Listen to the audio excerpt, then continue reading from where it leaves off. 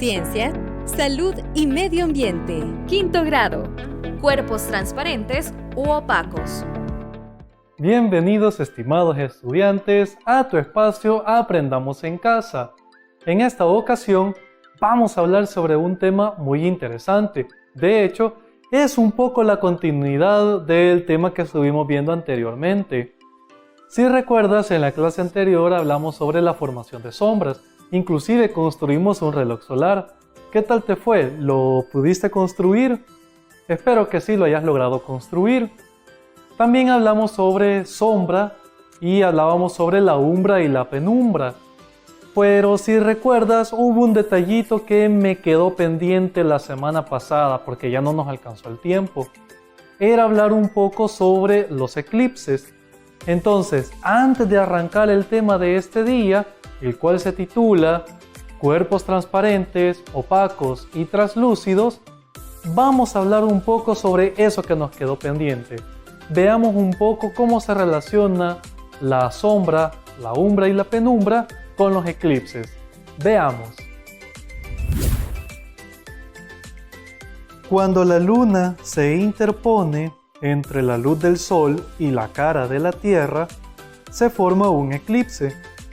Normalmente nos muestran las imágenes de un eclipse visto desde la Tierra, pero ¿cómo se vería un eclipse visto desde el espacio? Pues se vería como la siguiente imagen. Si notas, se forma una sombra sobre la superficie de la Tierra. Justo en las zonas donde se encuentra esa sombra o la umbra, tal y como lo habíamos visto anteriormente, ahí está ocurriendo un eclipse solar.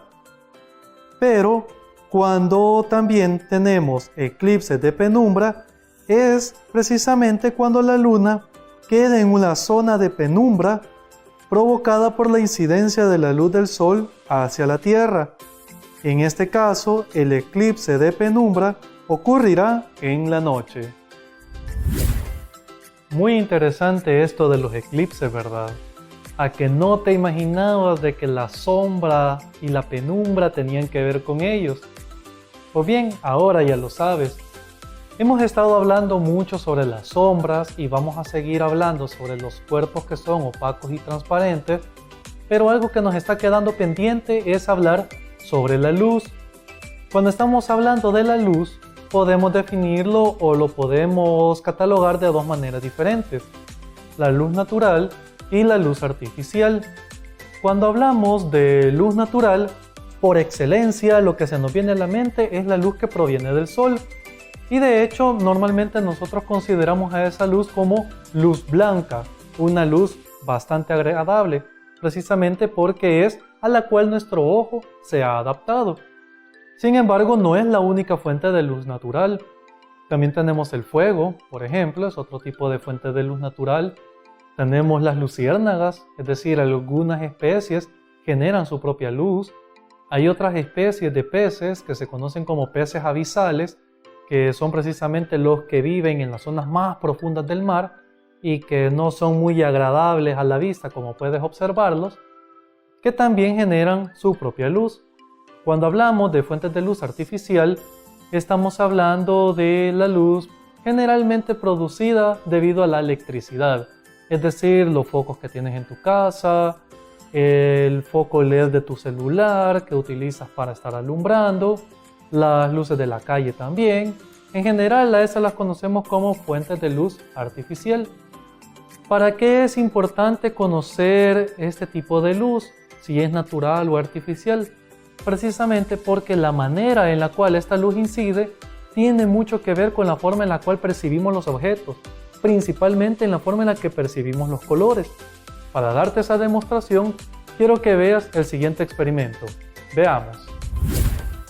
Muy bien, para este experimento tengo un montaje bastante sencillo. Simplemente tengo una página con diferentes colores, diferentes tonalidades, los colores que tú ya conoces. Y en el otro extremo tengo papel celofán, también papel celofán de diversos colores. Quiero que observes primero la página. Observa lo que tenemos acá. podemos identificar fácilmente todos los colores: el blanco, el amarillo, el cian, el verde, el magenta, el rojo y el azul, aparte de otras tonalidades. En este aspecto no tenemos ningún problema, podemos identificarlos todos con mucha facilidad.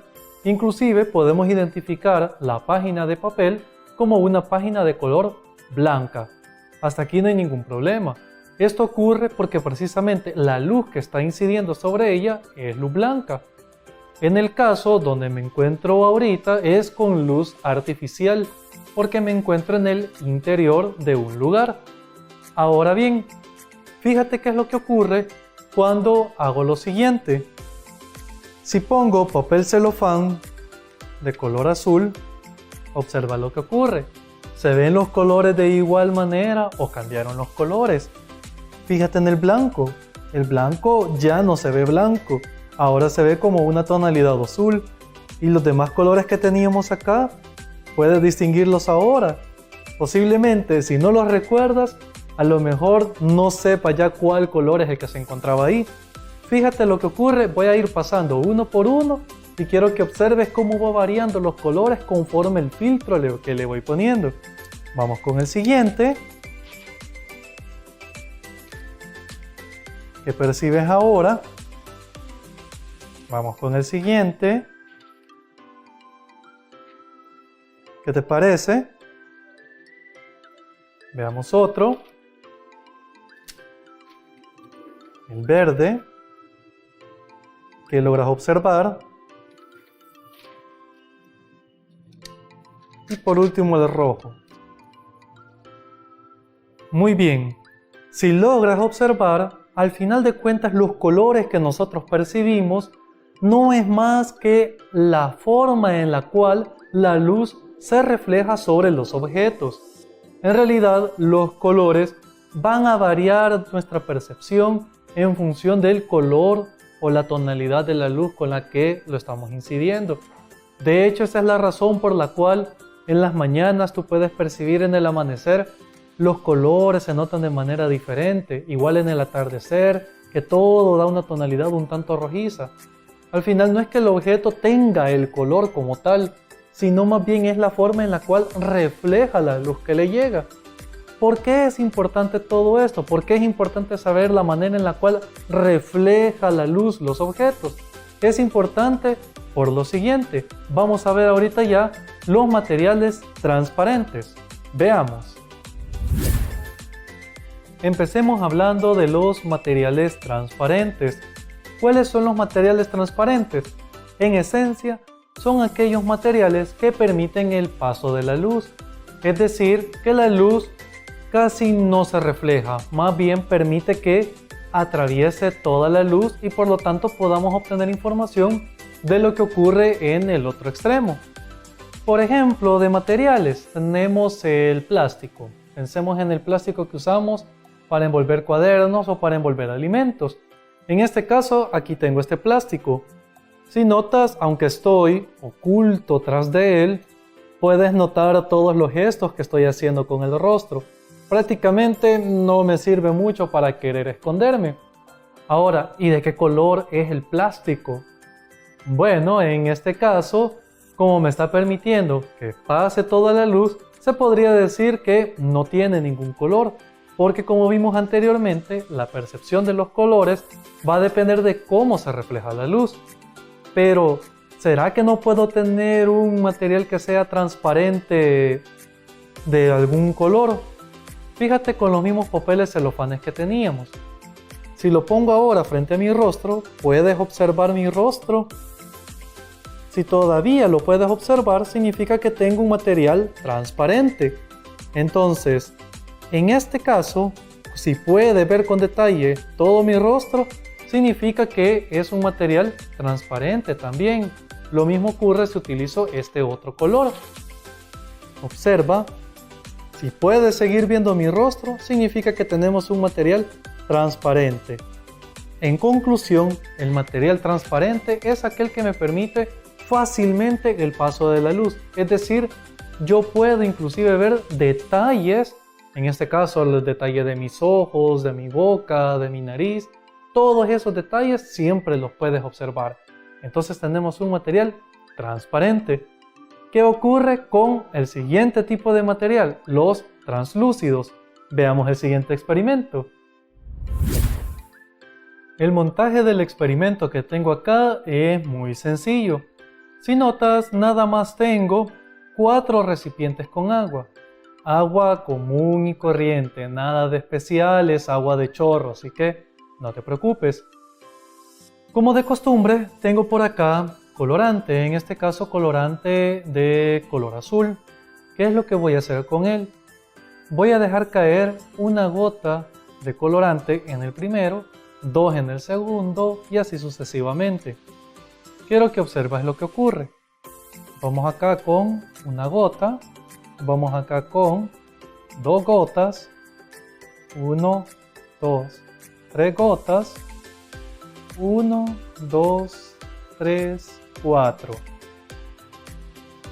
Para no estar esperando a que terminen de diluirse, pues voy a agitarlos para hacer más rápido el proceso. Y quiero que observes cómo van quedando las diferentes tonalidades.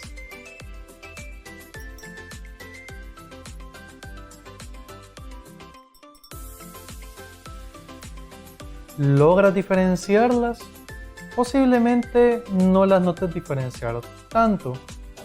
¿Qué pasa si hago incidir luz a través de ellas? Observa lo siguiente. Vemos cómo la luz va pasando a través de cada una de ellas y hasta este momento hay muchos detalles que podemos observar de ellas. Ahora, ¿qué ocurre si sigo aumentando la cantidad de colorante depositado en cada uno de ellos? Veamos, esta que tenía 1, si esta tenía 4, vamos a echarle 4 a esta para hacerla llegar a 5. 1, 2, 3, 4. Esta tenía 2, vamos a echarle 4 también. 1, 2, 3, 4, lo hacemos llegar a 6. 4 a este también. 1, 2, 3, 4, lo hacemos llegar a 7. Y 4 a este. 2, 3, 4. Y con eso lo hacemos llegar a 8. Nuevamente la voy a agitar. Y nota cómo van cambiando sus tonalidades.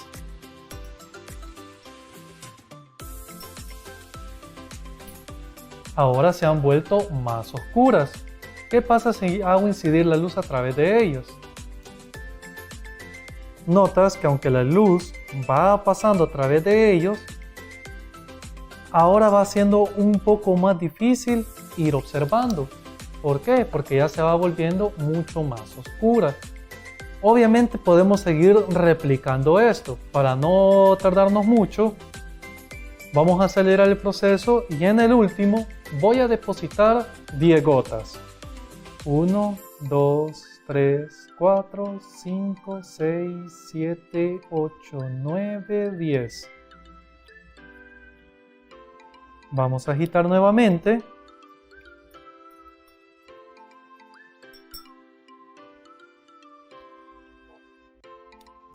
Y si notas, ahora se ha vuelto más oscura en comparativa con las demás.